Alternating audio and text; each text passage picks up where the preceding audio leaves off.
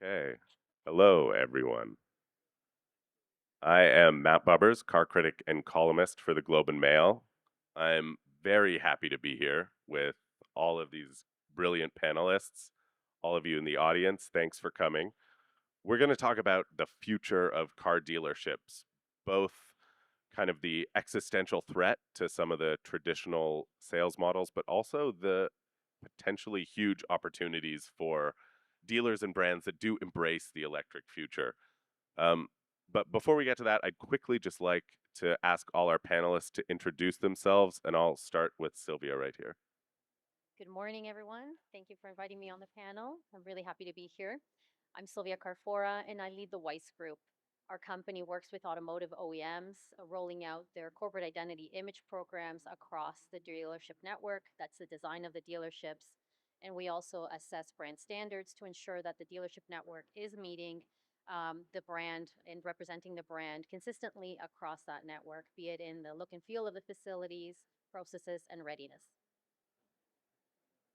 James Burrow, Director of Sustainable Finance at BMO Financial Group. Look, my role at BMO is to grow parts of our business that finance the transition to a low carbon economy. You know, we see it as a huge opportunity as well as a huge responsibility, and my job is to think across the organization about how we do that better. Hi, I'm Greg Aguilera. I own a company called International Automotive Consulting. We work with manufacturers and dealership groups in leadership and management coaching. And in the EV space, we also provide training services for manufacturers for EVs and for battery repairs. So really looking forward to today's discussion. Thank you guys, and it's going to be fun. Excellent. And my name is Ethan Goldberg. I lead the dealer finance practice for Ontario and Atlantic Canada. Have an amazing group of senior relationship managers that actually manage relationships with car dealers. Not only car dealers, we actually finance truck dealers, RV dealers, marine dealers. So it's a pretty diverse group of clients. But the one thing that we do exceptionally well is we cater to different brands. We're not brand agnostic. We're very very receptive to working with different dealers that are aligned with different manufacturers, understanding what their needs are, to meet their manufacturers' requirements. And this is an incredible period of change. And electrification, carbon reduction efforts is top of mind. So excited to be here. Thank you. Like I said, brilliant group of panelists. Um, Off the top, I just wanted to ask kind of a background question to you, Greg. I mean, on one level, the shift to EVs, from a dealership perspective, they're still kind of doing what they've always done, selling cars to consumers. Only the kind of powertrain has changed. Why is that such a big shift from a dealership point of view? What are the wide-ranging consequences of that? Yeah. Um, so from my perspective, if we look at it on the very simplistic or the top level, then yes, we can say it's a drivetrain that's changed. The reality and what we know for sure is that customers don't buy EVs, and you guys are here at the show, you're going to drive some EVs, I'm sure. People don't buy EVs unless they drive them, unless they experience them. So not only in service do we have a difference, but we actually have a difference in the buying experience now. So we start to see this buying experience, and we've got to get customers into back from where we have been taking orders for cars and not driving them and just buying them unseen, to really experiencing. So this is the change, really the mindset shift in dealerships is taking place. The forward-thinking dealers are doing this very, very well, and of course we have some people that are, let's say, slower on the uptake of that. So I think that's where the real difference is. Simplistically, drivetrain is for sure that's the change, but the reality is it's a whole new alien world for so many people. Yeah, absolutely. It is a brave new world. Um, Sylvia, I want to move to you and ask, I think everyone probably knows dealerships just occasionally revamp their look, pushed by OEMs or for whatever reason. With the shift to EVs, what are some of the new priorities or demands or features that you're seeing and hearing from those dealerships for those revamps? That's a great question, and you're going to get a loaded answer because there are significant changes.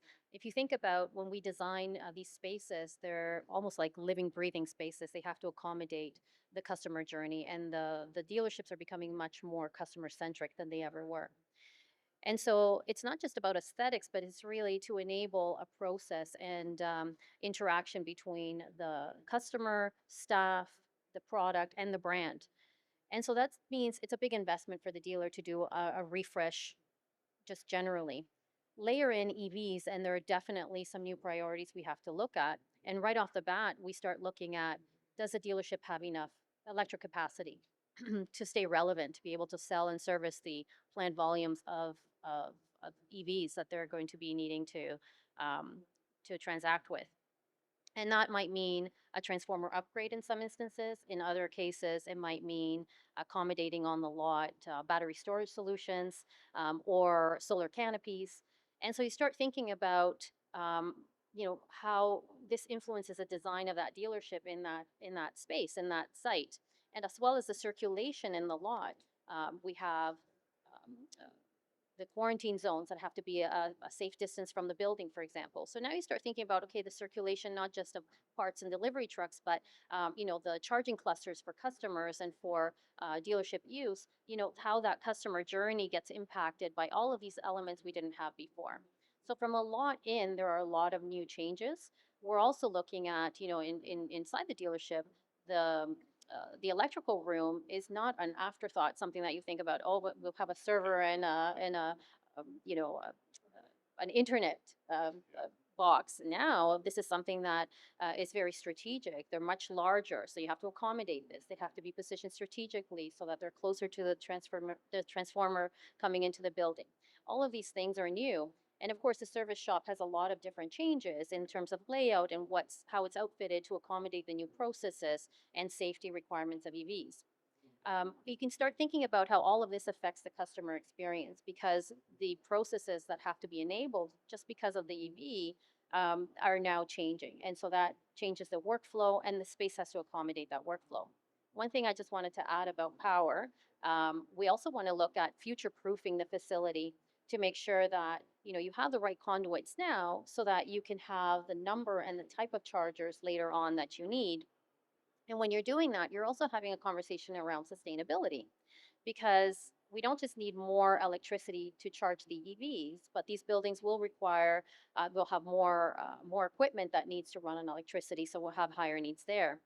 But as we're trying to decarbonize these dealerships, and this is a big push, right now and going into the future, is how do we make them more sustainable? We're looking at getting off gas and having more electric-based heating. So we need to have much more power coming to the site. So this is a conversation, sustainability, new workflows. It just has such a high impact. And of course, there's all the chargers that you need to have on site. So I know it's a very long-winded answer because it is quite loaded. It impacts everything from the design, the customer experience, operational processes, risk. There's a lot to contend with. Yeah, absolutely. There's so many moving pieces and moving targets in all of this. Yeah, I'm not those dealerships. It's hard to be a dealership right now, I'm sure. So, but I'm glad you brought up decarbonization because I wanted to ask James. Let's zoom out here for a second and look at the big picture. What what is at stake? What are some of the opportunities for decarbonizing the real estate footprint of these dealership spaces themselves? Yeah, thanks for that, Matt. And I love that this question comes after Silvia's answer because I think the first thing I will note before I talk about the specific opportunities is the timing. Dealerships have to go through a reimaging every 5 to 7 years, and decarbonization isn't necessarily something that should be done out of that reimaging cycle. It's something that should be done as part of that reimaging cycle, and that makes it a lot easier for a lot of reasons. But as I think about opportunities to decarbonize dealerships, I really think about three things. Number one, conserving energy, using energy more efficiently. Number two, generating energy on site where possible. And then number three, getting the dealership off fossil fuels. And let me go through those in turn to add a little bit more detail there. So number one, conserving energy. I think there are lots of opportunities for dealerships to use energy more efficiently potentially. You know, think about your service bay in winter. You're heating that service bay and the doors are opening and closing and you can think of all that heat bleeding out. Can you conserve that heat more efficiently? Think about the summertime. I mean, most dealerships certainly that I see have these massive glass windows, the sun beaming in summertime, you know, generating a lot of cooling load on the building. You know, what if you can think about shading your building just passively more effectively to conserve, you know, to conserve the cooler temperatures within the building. So those are a couple of relatively, you know, low cost measures that you can take within your building to just reduce your energy costs. And they typically pay back over a relatively kind of short period of time. Generating energy on site. Technology is really, really wonderful in this space right now. And there's a couple of things that I would want to highlight. One is kind of integrated solar within your building. And I think Silvia kind of mentioned that, but you get such things as solar blinds now, which are really, really cool. Basically, the idea is if the sun is shining, line comes down to block out the sun, and there are integrated solar panels within that blind that are generating electricity with your, you know, for your building. Like, what could be a more elegant solution than that? You know, additionally, what if you put kind of solar parking as it's known? So you cover your cars in summer, you cover your inventory in summer to keep it cool. You generate, you know, solar electricity at the same time. And in winter, it keeps the snow off. You know, there's all sorts of interesting ways that new technology is interesting opportunities that new technology is creating for dealerships. The final one is getting off fossil fuels. Candidly, that is probably going to be the toughest. Depends on the relative price of gas and electricity in the province that you're in. But what I will say again is heat pump technology is advancing very, very fast. You know, heat pumps are incredibly efficient, and in many cases, it does make more economic sense today to switch over, you know, to a heat pump from a gas furnace. So again, those are the three kind of opportunities. I'll stop there, but yeah, the key point is I think this should be done in cycle with reimaging, not kind of outside of it. Right. That makes perfect sense. I mean, I think we can't go any further in this talking about selling EVs without just briefly mentioning Tesla. Greg, you know, Tesla came in with a new, a very different kind of sales model. How did that shift customer expectations for in terms of sales and service in the car buying experience? Yeah, thanks, Matt. Um, so Tesla did come in absolutely and kind of turn the industry on its head. We saw for the first time cars being displayed in shopping malls and in, let's say, less than traditional areas. The interesting thing that's happening in the automotive space at the moment is the mainstream car manufacturers are now moving over towards a Tesla-ish model. And Tesla are actually traditionalizing their sales model with dealerships, with bricks and mortar, with service centers, with dealerships as we traditionally see them. So they were definitely the disruptor. And if we're all absolutely honest with ourselves, this wouldn't be here, I don't believe, without Tesla. I don't believe that the auto industry would have moved quite as quickly without Tesla. So they are definitely like or love the man at the top. But the disruption to the traditional industry was seismic. And I think that's where the Tesla sales model in the let's say the non-traditional retail environment changed the way people perceive how they're going to purchase a car. Right. And they've moved away. They've you know they put these sales centers in. They put these experiential centers in, and this is where the more traditional brands are now trying to catch up with this experiential customer experience. As Silvia said, this is a brand experience for customers when buying a car. If you think about your buying experience of a car, you're buying into that brand, you're buying into that lifestyle, you're buying into those things. And I think that's where Tesla, I have a lot of admiration for what they did. And it's interesting that they've now traditionalized. Yeah, yeah, it's so interesting to hear that they're kind of learning from each other, that they're kind of converging in the middle now. Sylvia, I wanted to go back to you and ask about something that I've heard a lot about, which is that EVs don't require as much service as traditional combustion engine cars.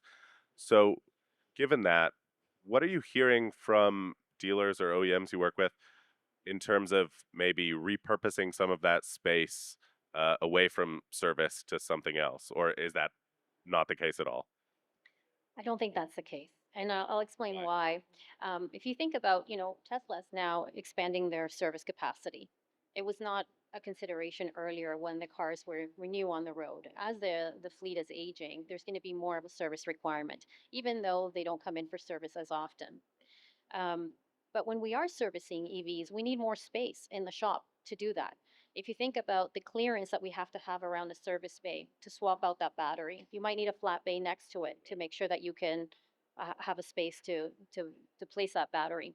We need forklifts to be able to handle and move that battery. These are very heavy, and so again, clearance around that. Some OEMs are also requiring battery repair rooms where we're working on the high voltage battery repair. So it's a separate room with its own safety equipment. And we're also looking to separate, and we need to separate the wet and dry functions in the service shop. So you can't have a detailing bay and a wash bay where you're servicing EVs. So I don't think that we're going to see a decline in the space being allotted for EV servicing. If anything, it might grow. We're also seeing that, well, and the current dealerships are going to be servicing ICE vehicles well into the 2040s and beyond. So that's not going to change. So I think the space is only going to need to grow to accommodate everything. Right. I mean, all of these changes sound very expensive. More space, new rooms, separating the wet and the dry work. Um, Ethan, I wanted to move to you and ask, how do dealerships pay for this stuff? How do they traditionally pay for the kind of periodical revamps that they have to do? And how do they, how are they going to pay for these new EV changes that are coming? Sure. Well, the good news is dealerships historically make pretty good money.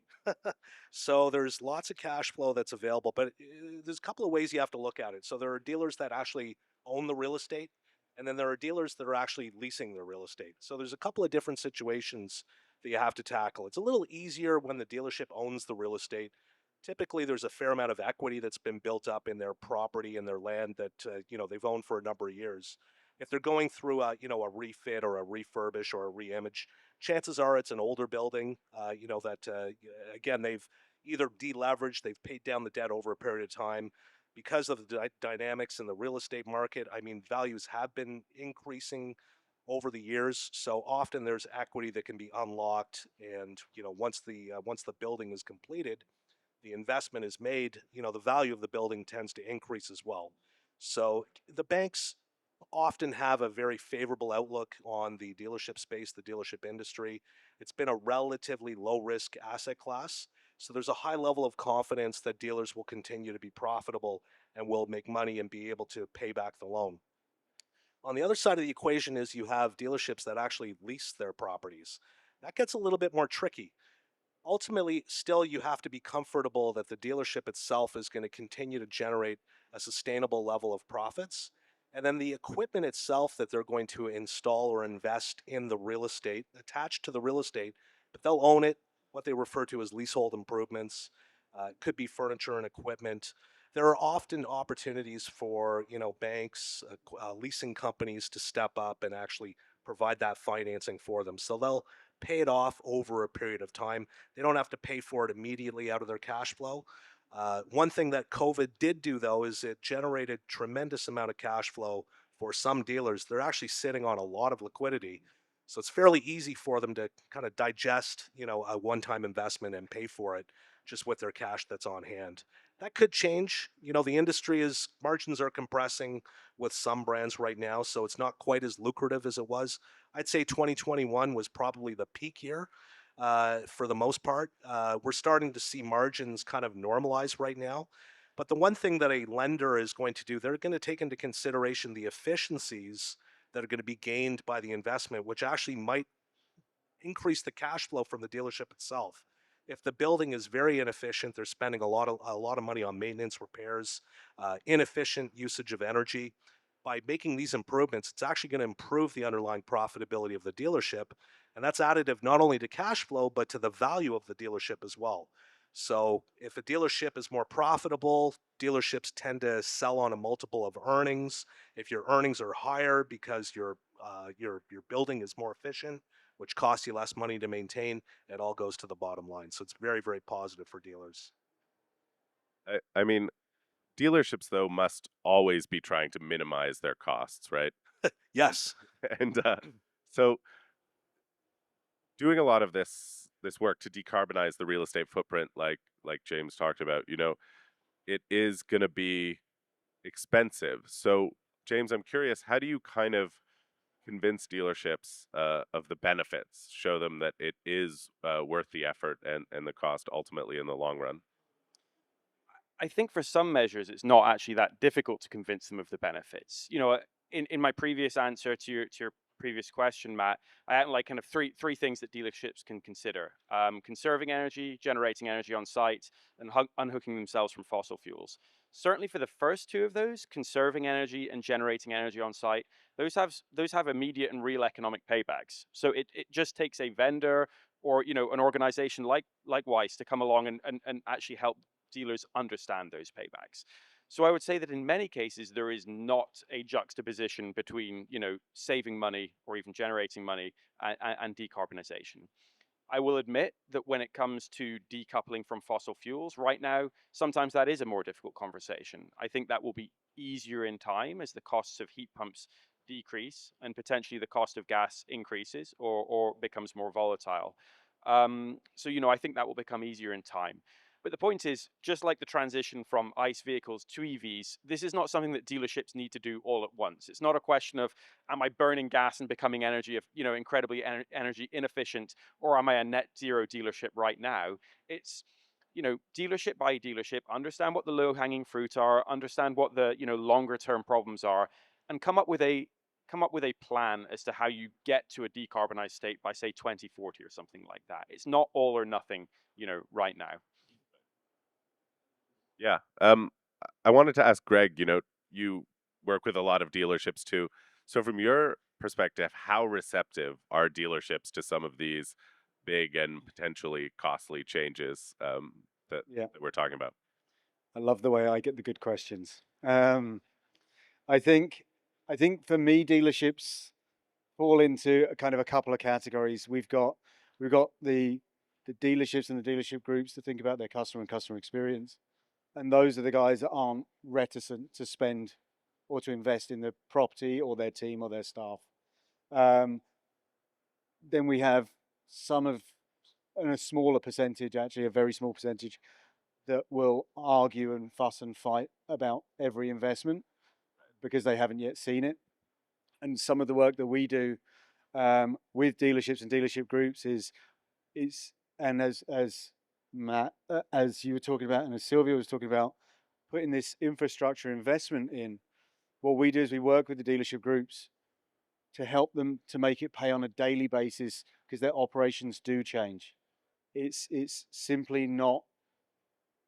It doesn't work when we just say let's just put in a bunch of chargers. Let's put in some solar. Solar's pretty easy because it comes off your electricity bill or your heating bill.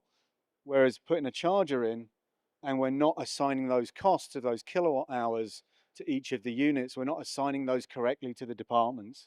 We're not generating the income from that because we don't see it on the statement. It actually sits as a cost to the dealership because it's not assigned to the departments. And this is the work that we do with dealers. And when we're working with our customers and our clients, and we start to see this, this is where we see, and yes, this is electricity, so let's talk about light bulb moments. We do see these light bulb moments where there's this realization, actually, this can work. We can do this. We can generate this income. We can assign the income to the units. We therefore make more profit on the bottom line, and we can perpetually invest. So two different groups, if we like, in the dealer land. The forward thinkers and some of the guys that need some convincing. So I mean, I guess it's like that for almost anything.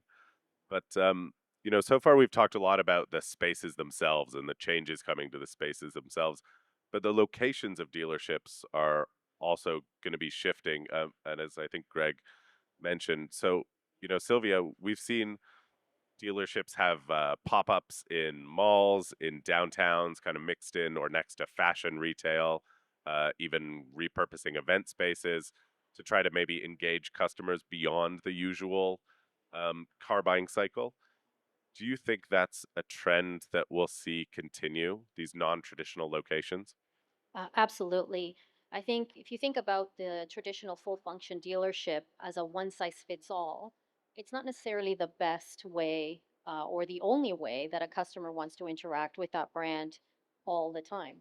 And so, as we're moving towards a more customer centric approach in everything, the brands want to be where the customers are at and meeting them where they're at. So interacting with that brand might mean for some customers going to that full functioning dealership every single time, but for others, and depending on the segment and the target group, having that retail mall showroom is the right approach to integrate with that brand. So I think we're going to continue seeing a variety of retail mix. So from rural to urban, there's going to be that diversity of retail representation so that the brands can meet the customers where they're at and the customers can experience the brand in the ways that are meaningful to them. Absolutely. I think that's a more exciting future too, from a customer point of view. I think they'll be, yeah, appreciating that for sure. Um, James, I want to ask you another big picture question. Um, we've talked a lot about this, but I'm trying to get a sense of scale.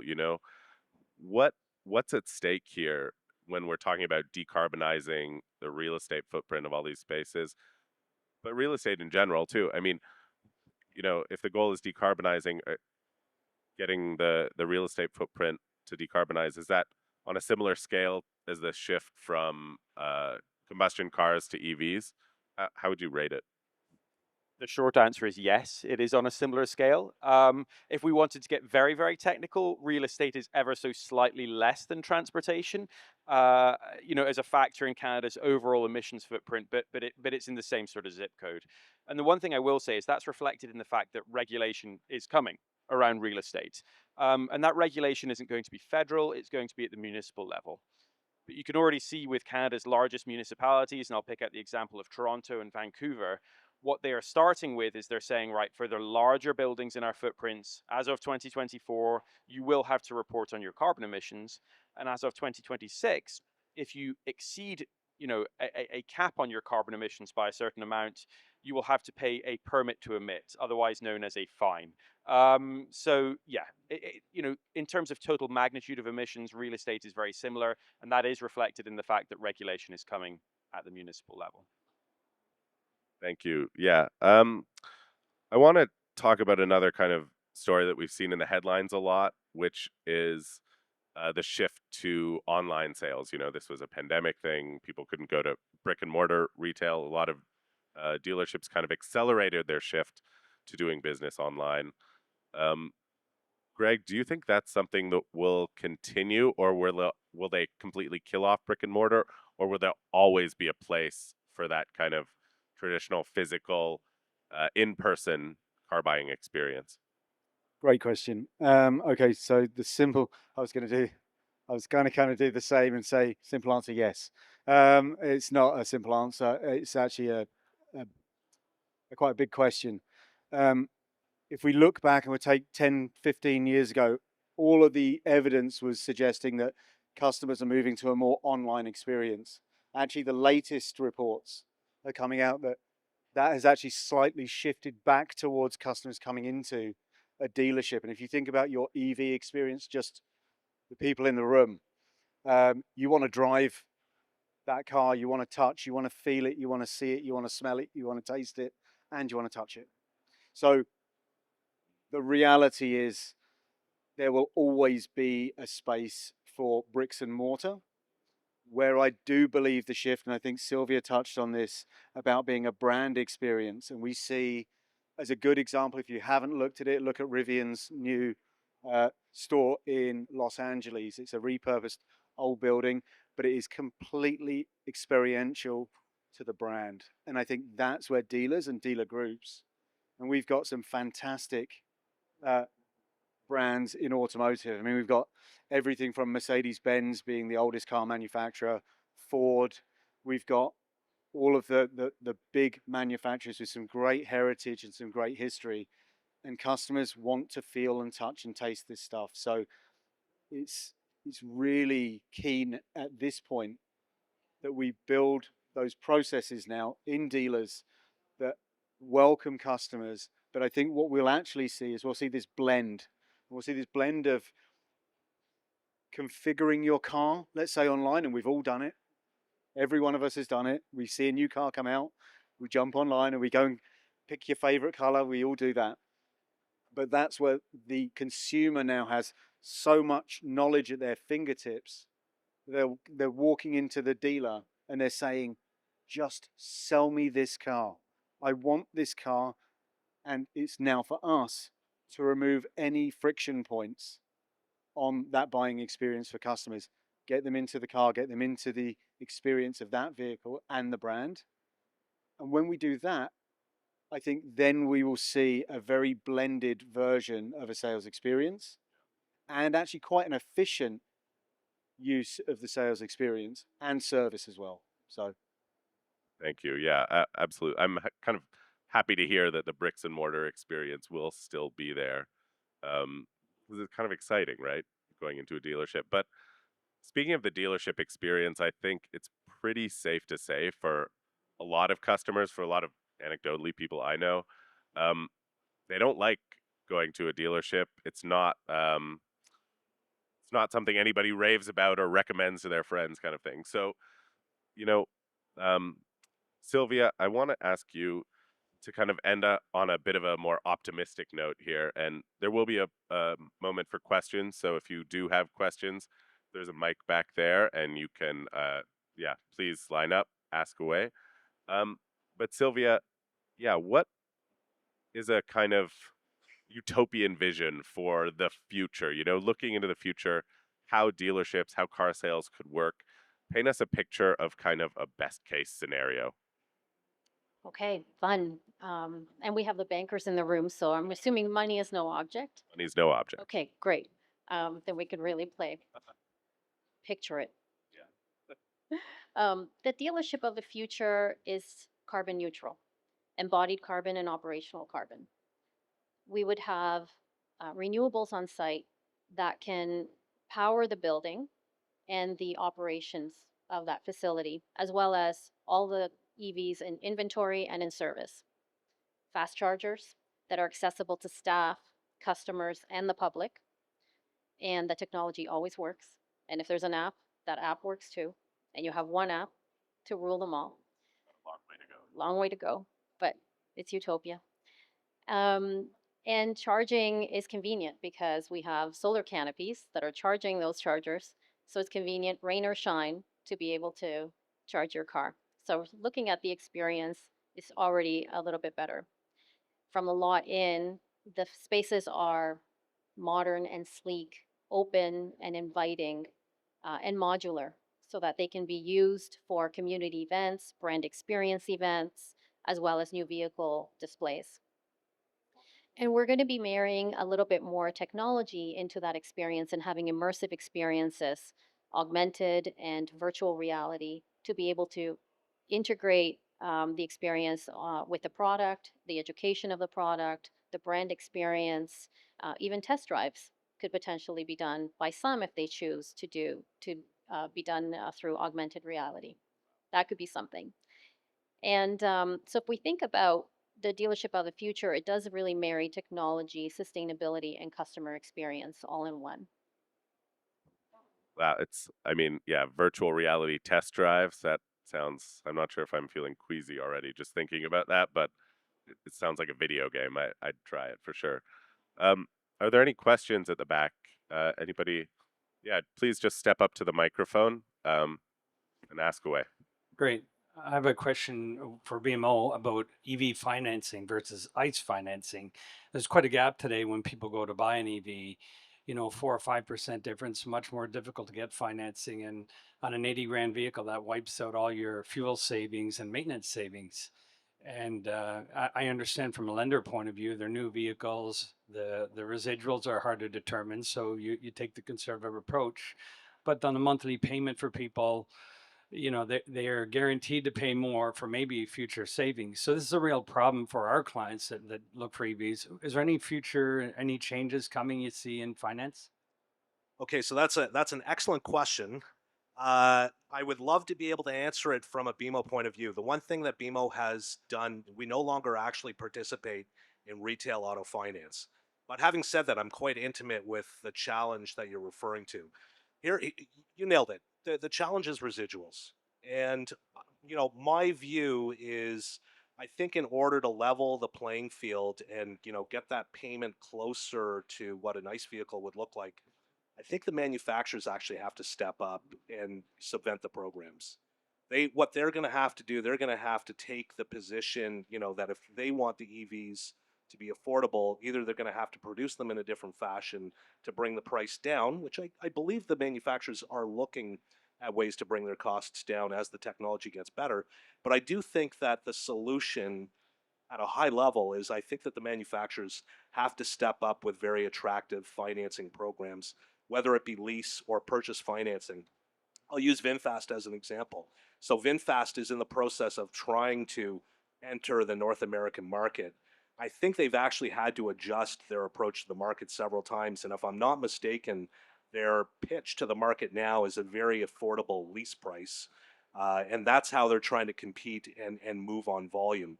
I can't speak on behalf of the other lenders, the other banks, but I do know that, as I said, the EV asset class has been challenging to finance because of the volatility in the price, because of some of the strategies that Tesla has deployed. And you look at some of the Teslas or EVs that are in the resale market, it's been a very, very challenging, asset to have in inventory and to be comfortable that you can actually protect your margin and make money by taking it on trade. So I think that the manufacturers ultimately are going to have to step up to provide that, that price parity such that the consumer can afford the vehicle. So considering that the buyer isn't in a position to take that risk, and obviously private lenders shouldn't be, it's not their business. Do you see any potential discussions impact from a government point of view to use some funding to take that de-risk it for the EV buyer? I think the government where they play is with the tax credits. I think that's their participation in getting the affordability down. Not going to lie to you, I'm not so sure I want the government taking the residual risk, but I think the manufacturers are the ones that are getting hypothetically the margin on the vehicle. So if they can produce efficiently and manufacture a product that actually has a relatively decent return, I think they are the ones that hypothetically should be taking the risk on the back end. As I said, that's my own personal point of view. Don't suggest that's BMO's point of view. But as I said, I think it's a very, very challenging situation. But as I said, I think where the governments are trying to encourage the consumer to purchase the vehicles is with the tax credits themselves, as opposed to taking residual risk. Thanks. Okay, thanks. That was a great question. Next. Yeah, a very interesting topic. Just a quick question. I mean, given all of these forces going on in the dealer space, and in Europe, you're seeing a lot of movement, or at least I'm seeing discussions about agency sales model. You're seeing brands like Scout coming into the U.S. with a new approach. Frankly, do you think the traditional? I mean, understanding that's going to be a need for a physical location to touch and feel the product, but will the traditional dealer franchise model exist in the near future? That's my question. I can certainly provide my own perspective. Again, I don't take this as BMO's perspective. I think that the business model, as it stands in North America, is largely going to survive, with the odd exceptions. You alluded to Scout. I don't think there's a lot of Volkswagen dealers that are happy with this Scout situation, from my understanding, and I think that Honda's trying a similar sort of agency approach with their joint product with Sony, if I'm not mistaken. They're manufacturing an EV product in partnership with Sony. it's really ruffling the dealers. And if you look at the agency experience in some of the other countries, I don't think it's actually been that great. And I think that in some cases, I may be wrong, but I'm almost 100% positive. In some situations, the manufacturers are actually reverting back to more of a dealership model, a franchise model, as opposed to the agency approach. I know that when Genesis came into the North American market, it was an agency model. I would argue it's getting closer to a dealership model with probably no requirement for the dealers to actually hold the inventory. So it's a bit of a hybrid between agency and dealers, but they've now reversed the decision in not having a physical footprint for the, let's call it the distributors of the Genesis brand. But as I said, I think there's a real, I think the franchises are better protected in the U.S. under U.S. franchise law than they are in Canada. I think the Canadian dealers have a pretty strong lobby though through the CADA and the various provincial associations. So I personally think that the dealership model will survive for the most part, with the odd exception, maybe low volume niche vehicles might go through an agency model. I don't see volume, moving through the agency model well in North America. And again, that's my personal view, not BMO's.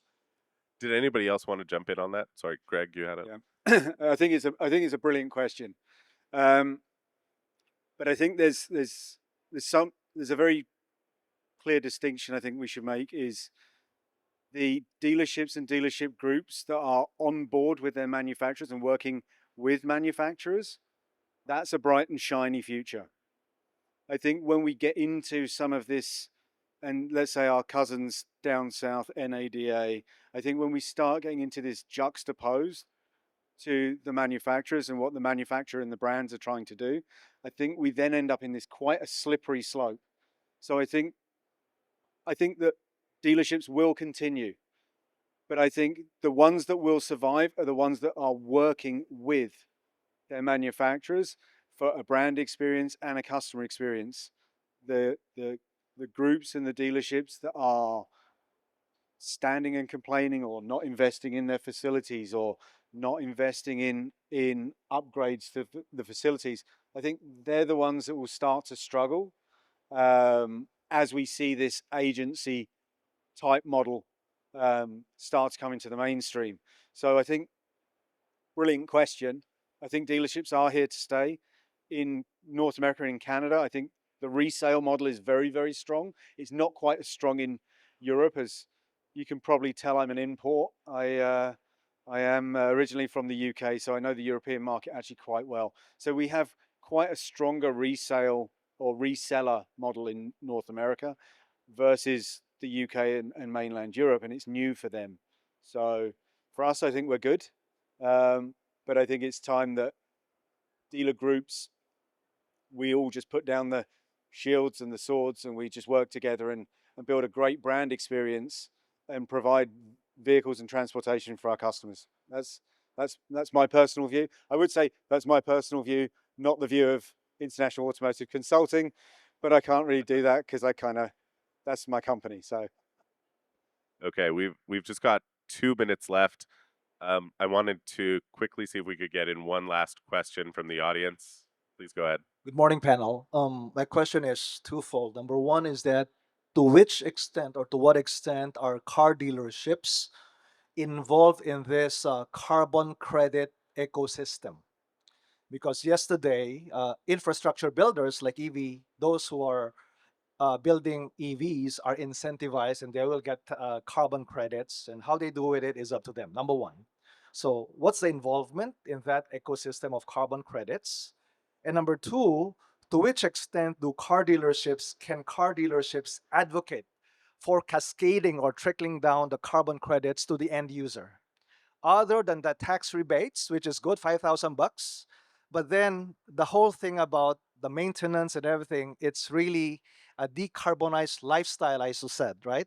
But I don't think end users are being rewarded appropriately. So what's your involvement and how can you lobby for carbon credits to the end user? Thank you.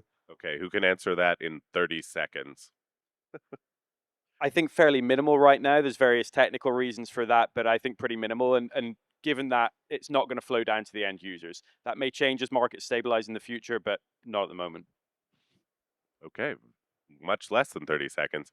All right, well, I'm going to say thank you so much to the audience for these great questions. Thanks for coming out. Thanks for listening. Thanks for being here. And thank you especially to this panel. They were amazing, every single one of them. So thank you so much. And see you next time.